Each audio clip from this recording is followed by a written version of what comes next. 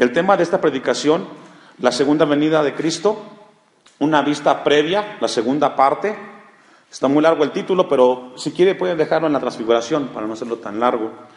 La razón por la cual le dimos el título de la segunda venida de Cristo, si ustedes se recuerdan, hace 8 días nos quedamos en el capítulo 16 y abordamos los últimos 2 versículos, ¿cierto? El 27 y el 28, que nos habla de ¿qué? De la segunda venida de Cristo. Dice el versículo 27 de Mateo 16: porque el Hijo del Hombre vendrá en la gloria de su Padre con sus ángeles, y entonces pagará cada uno conforme a sus, ¿qué, hermanos? Obras. O sea, Jesús tiene en mente, porque cuando nosotros iniciamos el capítulo 17, inicia con una parte muy importante. 6 días después, Mateo 17:1, Jesús tomó a Pedro, a Jacobo y a Juan su hermano y los llevó aparte a un monte alto. 6 días después de ¿qué? Es la pregunta. 6 días después de que Jesús habló las palabras de Mateo 16, 27, 28. Por eso no podemos separar. Yo siempre he animado a la iglesia y les he dicho mucho esto. La Biblia se debe de leer de manera sistemática. Usted no puede, si usted corta los versículos, usted puede caer en un error y tergiversar la palabra y hablar una herejía. Entonces hay que tener mucho cuidado. Entonces 6 días y el tema es el mismo, la segunda venida de Cristo, en la cual Jesús pagará cada uno conforme a sus obras.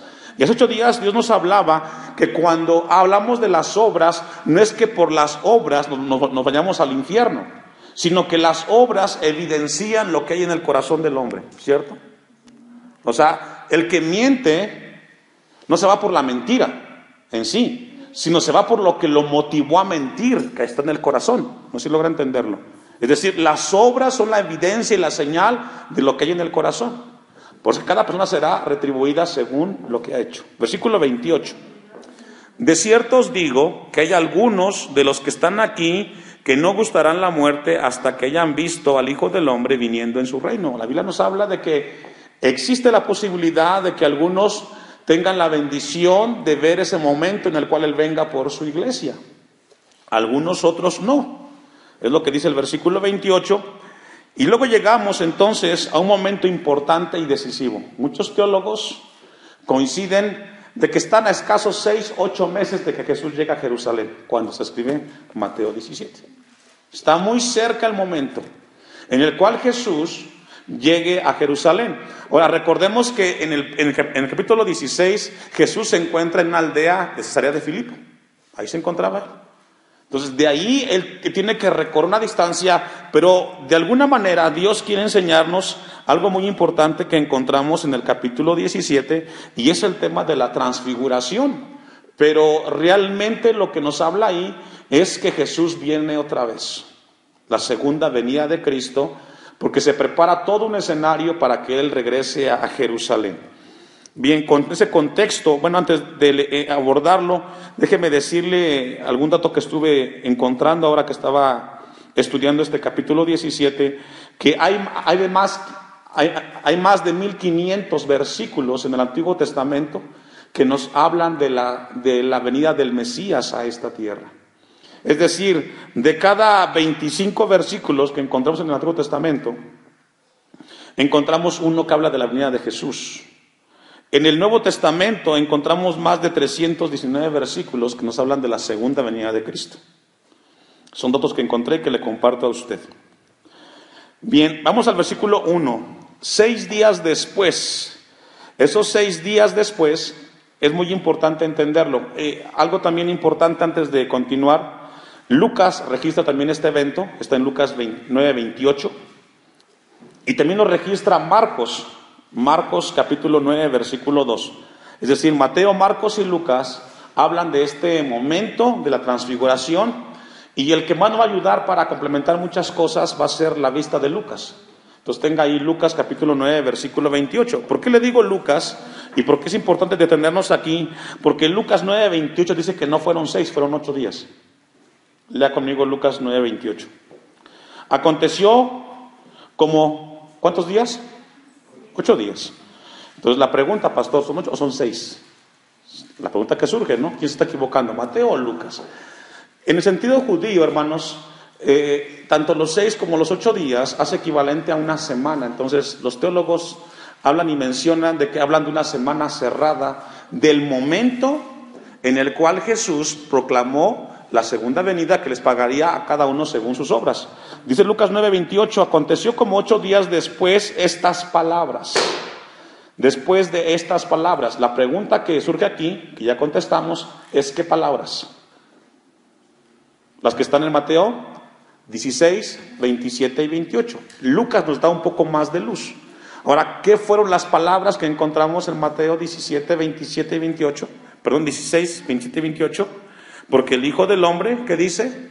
Vendrá. Es decir, en relación a esas palabras, Lucas dice, este es el momento que sucede. Versículo 1 de Lucas, que tomó a Pedro, a Juan y a Jacobo y subió al monte a orar. Surge una pregunta ahí, ¿por qué solamente se llevó a Pedro, a Jacobo y a Juan, su hermano? ¿Por qué no llevó a los demás? ¿Por qué sucede esto? Bueno, hay 3 respuestas para esta pregunta. Primero, fueron los 3 más importantes en su ministerio que se convirtieron en líderes. Otros dicen que fueron los 3 que estuvieron en la gran mayoría de los milagros de Jesús: Pedro, Santiago y Juan. Bueno, aquí es Jacobo o Santiago, que es el mismo. Por esa razón, ellos están ahí y los invitó. Alguien más da una definición en relación a esto y dice, hace relación a Deuteronomio 19:25, donde dice que cada acto debe de constar entre 2 o 3 testigos. Cualesquiera que sea, vamos a ver que hay una razón espiritual por la cual se llevó a Pedro, a Jacobo y a Juan en ese momento. Y dice el versículo 1 que los tomó a un monte alto. Algunos no se han puesto de acuerdo tampoco en a qué monte se refería. Pero según el contexto que estamos leyendo en Mateo 16, el monte que corresponde a este lugar, que era el monte más cercano a ese lugar que nos habla, es el monte Hermón. El monte Hermón. En ese lugar es donde Jesús tuvo este evento, en el monte Hermón. Y este monte representa algo muy importante. Ahora, la pregunta que surge también, cuando se lleva a Pedro, a Jacobo y a Juan, la pregunta es, ¿y qué pasó con los demás? ¿Dónde estaban? ¿Qué estaban haciendo los demás discípulos en ese momento? Bueno, Lucas 22:40, Lucas nos da una respuesta, ¿dónde estaban ellos o qué era lo que estaban haciendo en ese momento? Porque ellos no estaban ahí. ¿Hacia dónde se habían ellos? ¿Hacia dónde se habían ido ellos? Y Lucas nos da y nos habla y nos da un poco más de luz en relación a lo que estaban haciendo ellos en ese momento. Vamos a ir a Lucas, capítulo 9, y vamos a ver qué fue o dónde estaban ellos, qué estaban haciendo ellos en ese momento cuando Jesús se lleva a los otros discípulos a ese lugar y donde ellos tuvieron ese momento. Déjenme encontrar el versículo. Dice entonces que ellos se fueron a ese lugar y la pregunta que surge entonces, ¿qué pasó con los demás discípulos que estaban acompañando a Jesús y hacia dónde se fueron ellos? Y encontramos en Lucas 9:32 la respuesta que estaban haciendo los discípulos. Dice Lucas 9:32, y Pedro y los que estaban con él estaban rendidos ¿de qué, hermanos? De sueño. Es decir, ¿qué estaban haciendo los otros discípulos? Estaban durmiendo. En ese momento ellos estaban durmiendo mientras Jesús toma a 3 de sus discípulos y los lleva al monte Hermón, y tiene un momento muy importante. Este monte es muy alto, según la geografía, mide alrededor de 3,000 metros sobre el nivel del mar Mediterráneo. Era un lugar muy alto. Muchos coinciden que no estaba en la cúspide del monte, sino que estaba a la mitad del monte, donde fue el evento de la transfiguración. Entonces ellos estaban rendidos. Ahora, la pregunta que surge es ¿por qué ellos estaban rendidos? ¿Qué es lo que pasó en ese momento? Y el mismo Lucas, en Lucas 22:45, nos da una respuesta. ¿Qué sucede cuando una persona se duerme, cuando hay un evento importante en la vida del ser humano. Lucas 22:45 nos dice que cuando se levantó de la oración Jesús, usted me alcanza, cuando se levantó de la oración y vino a sus discípulos, los halló, ¿cómo, hermanos? ¿A causa de qué? Dicen los estudiosos que cuando una persona se duerme, cuando está en un evento, es por tres razones. Uno, porque tiene problemas y la única manera de esquivarlos es durmiendo. Segundo, es que cuando hay una tristeza muy profunda, la gente también duerme. No se sabe la razón exacta, pero muchos coinciden de que estaban ellos experimentando una situación muy complicada a los discípulos a consecuencia de que Jesús les había dicho de que vendría en su segunda venida y a pagar a cada uno según sus obras. Entonces estamos en un escenario en el cual Jesús sube al monte. Versículo 2 de Mateo 17. Y vamos a ver algunas situaciones que suceden en ese momento. Entonces ya nos ubicamos, el escenario es el monte Hermón. A la mitad de ese monte están 3 discípulos, los demás están durmiendo por cansancio, por tristeza, no sabemos exactamente, pero estaban durmiendo los demás discípulos. Y dice el versículo 2, y se transfiguró delante de ellos. La palabra es metamorfeo, que significa metamorfosis. Nos habla o nos describe esta palabra un cambio completamente y hace una referencia de un cambio total, un cambio que nos habla de cuerpo y la forma del cuerpo. Fue algo sorprendente y hasta ahí nos llega a la mente para poder explicar la palabra metamorfosis. Según la Biblia nos habla y nos dice que es una palabra que se transfiguró a sí mismo.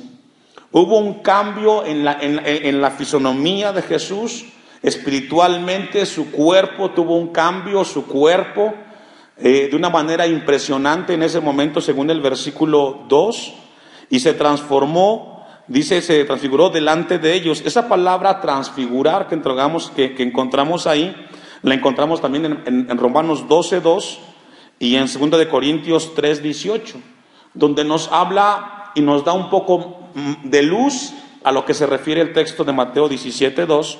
Vamos a ver 2 Corintios 3:18, hermanos. Y ya tiene usted como dato Romanos 12:2. Entonces la palabra transfigurar habla de que hubo un cambio, una transformación de lo natural a lo espiritual. Dice 2 Corintios 13:18, por tanto, nosotros todos, mirando a cara descubierta, como en un espejo, la gloria del Señor, somos, ¿qué dice, hermanos? Transformados de gloria en gloria en la misma imagen como por el Espíritu del Señor. Lo que dice Pablo a los Corintios es de que nosotros somos transformados cuando somos expuestos con Dios. Dios nos lleva para cambiar nuestra mente natural, carnal, a nuestra mente espiritual, porque Dios quería enseñarle algo a estos 3 discípulos en particular. Entonces, cuando encontramos en Mateo 17:2 una transfiguración, hay un cambio de un plano natural a un plano espiritual, porque hasta ese momento los discípulos habían visto solamente a Jesús, el que hacía los milagros, pero lo veían al mundo terrenal. Y en el capítulo 17 hay un cambio que Jesús se manifiesta de manera espiritual. Vamos a entenderlo un poco más. Vamos a Mateo 17:2. Y se transfiguró delante de ellos, y resplandeció su rostro como el sol, y sus vestidos se hicieron blancos como la luz. Nos habla de un resplandor ardiente de Dios, y lo que nos enseña este versículo 2 es de que el mismo cuerpo de Jesús era un velo de la gloria de Dios. Así de sencillo. El cuerpo de Jesús en ese momento nos muestra que solamente era algo que cubría la gloria de Dios. En ese momento, en Mateo 17:2 dice que resplandeció su rostro como el sol. Vemos a un Dios, la misma presencia de Dios que se manifiesta en ese momento y impacta la vida de los discípulos, y nos damos cuenta que entonces el cuerpo en sí solamente revela la gloria del mismo Dios. En el versículo 3 de Mateo 17 dice, y he aquí les apareció Moisés y Elías hablando con él. En el momento de la transfiguración pasamos del nivel natural al nivel espiritual, y entonces dice Mateo que se apareció Moisés y Elías. Y alguien preguntó, esta pregunta. ¿Y cómo sabía Pedro, o cómo sabía Mateo, que era Elías y Moisés? ¿Cómo lo sabía? Es una pregunta que surge ahí. Siguiente pregunta, ¿por qué Elías y por qué Moisés? La primera pregunta, que cómo sabía, eso no lo explica la Biblia. Decir algo sería ahí vaticinar y estaríamos por ahí teniendo algún error. Y la respuesta de por qué Moisés y Elías y por qué no alguien más, hay una razón muy importante y la vamos a explicar ahorita. Pero fíjese que Lucas 9:30 y 31 nos da un poco más de luz de ese momento, hermanos. No pierda de vista Lucas 9. Porque Lucas 9:30 y 31 nos dice un poco más de ese momento que estaba explicando Mateo. Y aquí dos varones. Mateo dice que son Moisés y Elías, que hablaban con él. Y aquí surge una pregunta. ¿Qué era lo que hablaban? ¿Qué hablaban en ese momento Moisés y Elías? Dice el versículo 30, los cuales eran Moisés y Elías, quienes aparecieron rodeados de gloria y hablaban de su partida. Entonces Lucas dice en el 31 que lo que hablaba en ese momento Elías y Moisés, o Moisés y Elías con Jesús, el tema ¿cuál era? Su partida. De eso estaban hablando. Ese era el tema de conversación. Que iba Jesús a cumplir ¿en dónde, hermanos? En Jerusalén. Ahora, la respuesta, ¿por qué Moisés? Porque Moisés representaba el líder máximo del pueblo de Israel. Cuando Dios entregó sus mandamientos en el monte Sinaí, aquí se los entregó, hermanos, a Moisés. Moisés representaba la ley. Todo lo que Dios le dio al pueblo fue a través de un líder, de un hombre que impactó la nación. Y no hay otro líder más importante en el mundo que Moisés, que tuvo que lidiar con más de 500,000 de judíos que se multiplicaron rápidamente en el desierto por 40 años y estuvo ahí. Y todo lo que Dios le dio a una nación fue a través de Moisés, que representa la ley. Si usted ha leído el Nuevo Testamento, casi siempre encontramos Moisés y la ley, o Moisés y los profetas, porque él representa el Pentateuco. Y la respuesta, ¿por qué Elías? Porque si hubo un profeta que guardó la ley de Moisés, fue Elías. El profeta máximo para los judíos es Elías. Entonces encontramos por un lado a un hombre el cual tuvo una experiencia mayúscula como Moisés, y a un Elías que guardó la palabra de Dios. Por eso Dios no se equivocó cuando se menciona de que fue Moisés y de que fue Elías. Los dos grandes fueron grandes líderes para la nación de Israel. Entonces encontramos en el versículo 3 de que estaba Moisés y Elías y hablando con él. El tema que estaban hablando, según Lucas 9:31, dice que era el tema de su partida. Ahora, vea qué interesante, porque yo me quedé también muy impactado cuando estaba estudiando esto. La palabra partida que encontramos ahí significa en el griego éxodo. ¿Qué significa? La misma palabra que encontramos en el segundo libro de la Biblia. Éxodo. Entonces, cuando estamos leyendo el texto, están hablando del éxodo de Jesús. Ahora, la palabra, cuando hablamos del éxodo, hablamos de la liberación de Israel, de Egipto, para llegar a la tierra prometida, que estaba ¿en dónde? En Canaán. En ese momento que estaba la conversación entre Moisés, Elías y Jesús, era un momento en el cual Jesús tenía su éxodo para llegar a la cruz, entregar su vida por usted y por mí, y al tercer día resucitar. 6 meses después de este momento, Jesús, a partir de ese momento, comienza su éxodo. Él tenía que llegar a un lugar específico para entregar su vida, y era Jerusalén. Ahora, hablaban de su éxodo. ¿Y qué podemos aprender del éxodo? Rápidamente. Cuando sale Israel de Egipto y se embarca, por decirlo así, en ese caminar hacia la tierra prometida, hermanos, ellos dependían única y exclusivamente ¿de quién? De Dios.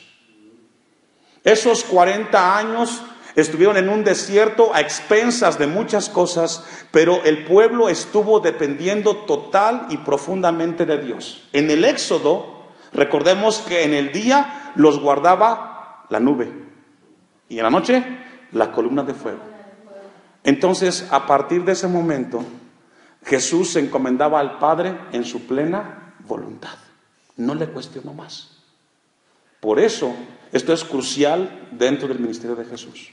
Lo que nos revela este momento es un momento en el cual comienza ese final que tenía que culminar allá en Jerusalén, en el Gólgota, y al tercer día resucitar. De eso estaban hablando, y estaban hablando acerca de la voluntad que Jesús tenía que llegar a ese lugar. Versículo 4 de Mateo 17. Entonces Pedro dijo a Jesús, el escenario es que está la transfiguración. Están hablando de un tema, el tema es el éxodo, es el caminar de Jesús en la plena voluntad y confianza en el Padre. Versículo 4. Pedro dijo a Jesús, Señor, bueno es para nosotros que estemos aquí. Si quieres, hagamos aquí 3 enramadas o 3 cabinas o 3 lugares, por decirlo así. Para ti, una para ti, otra para Moisés y otra para Elías. Entonces encontramos un momento importante.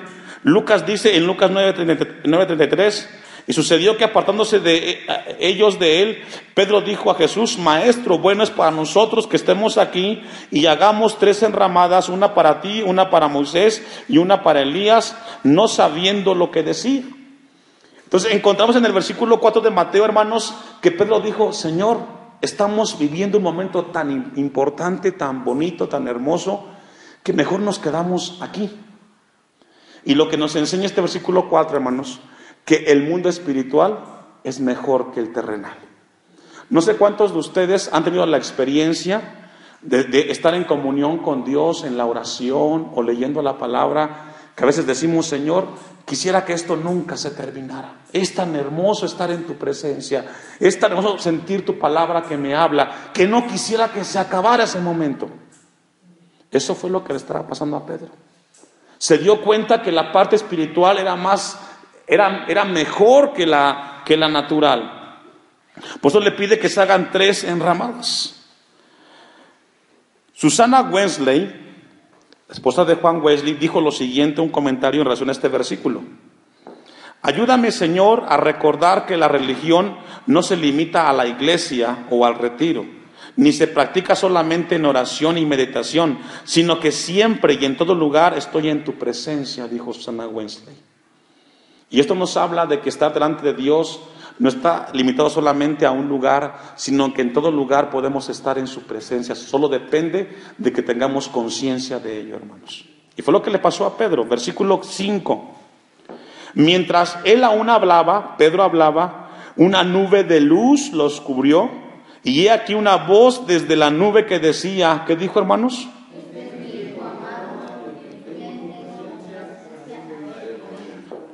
La misma voz de autoridad del Padre, en ese momento que se transfigura el Padre con su autoridad, dice, este es mi Hijo amado. Y como este es mi Hijo amado, yo les pido algo muy importante. A Él, ¿qué dice? Óiganlo. A Él oíd. Y esto es lo que produjo ese momento. Jesús estaba preparando para caminar hacia Jerusalén, para entregar su vida por usted y por mí. Pero encontramos de que el Padre lo respalda y le dice, este es mi Hijo amado. Y dice, a Él oíd. Y hoy Dios esta tarde, hermanos, nos ha traído a este lugar para que le escuchemos a Él. Para que oigamos a Jesús. No una religión, escuchemos a Jesús. ¿Qué tiene que decirnos Jesús esta tarde a nosotros? Que tengamos comunión con Él. A Dios lo que le importa es de que tengamos obediencia hacia la palabra de nuestro Dios. Versículo 6. Al oír esto los discípulos, esto significa, este es mi Hijo amado. Al oír esto los discípulos se postraron sobre sus rostros y tuvieron, ¿qué dice, hermanos? Y esto es lo que produce la presencia de Dios. Por eso, hermanos, como pastor yo siempre discrepo. Cuando hablamos de que Dios está aquí y hacemos un espectáculo, eso no es Dios. Eso es nuestras emociones. Cuando realmente sentimos de que Dios está en el lugar que estamos, lo que produce es temor y reverencia, porque Él es santo y somos mortales nosotros. Y que por muy bien que estemos, no dejamos de ser algo que siempre requiere de Cristo en el corazón. Entonces ese momento fue extraordinario. Los discípulos se postraron y tuvieron temor, porque una vez más, hermanos, esto es lo que produce la presencia de Dios: reverencia y temor total de su pueblo. Entonces encontramos que los discípulos tuvieron gran temor. Vamos a ver qué nos dice Lucas respecto a este versículo. Vamos a Lucas 9, 34 y 35. Lucas 9, 34 y 35 dice: mientras él decía esto, Pedro decía esto, vino una nube que los cubrió y tuvieron temor al entrar en la nube. Entonces nos habla que ellos experimentaron la misma presencia de Dios. Y vino una voz desde la nube que decía: este es mi amado, este es mi hijo amado, a él que dice oí. Tanto Lucas como Mateo nos hablan de algo. Ese verbo oíd está en imperativo. Es un llamado que los seguidores de Jesús escuchemos a Jesús, escuchemos su voz. No escuchemos al hombre, que escuchemos lo que su palabra dice constantemente. El tiempo que estamos viviendo es muy difícil, hermano. Hoy experimentamos un tiempo difícil. A la iglesia le cuesta distinguir la voz de Dios. Dios nos llama a siempre escuchar la voz de Cristo Jesús. Y está en su palabra, hermanos. Yo le animo a usted a tener sumo cuidado de escuchar su palabra. Entonces encontramos de que la palabra de Dios nos habla de que hubo un momento en el cual ellos tuvieron temor y escucharon la voz de Dios. Versículo 7. Entonces Jesús se acercó y los tocó y dijo: levantaos y no temáis. Y alzando ellos los ojos, a nadie vieron sino a Jesús solo. Ahora, la pregunta que surge: ¿por qué tiene que suceder esto en el momento preciso en el cual Mateo lo registra? La respuesta es porque a partir de aquí Jesús ya no se detiene. Él camina directo a Jerusalén. Él tiene que cumplir la palabra y la palabra del Padre. Por amor a usted y a mí, Él caminó esa cruz haciendo la voluntad del Padre. Y lo que Dios nos recuerda ahora a nosotros es de que caminar hacia allá, hermanos, debe de implicar una vida de comunión con nuestro Dios. Vamos a dejarlo ahí y continuamos la siguiente semana. Que Dios nos ayude a entender y a revisar nuestras vidas en este momento en el cual Jesús tiene un momento importante espiritualmente, hablando con 3 de sus discípulos. Vamos a ponernos de pie, hermano.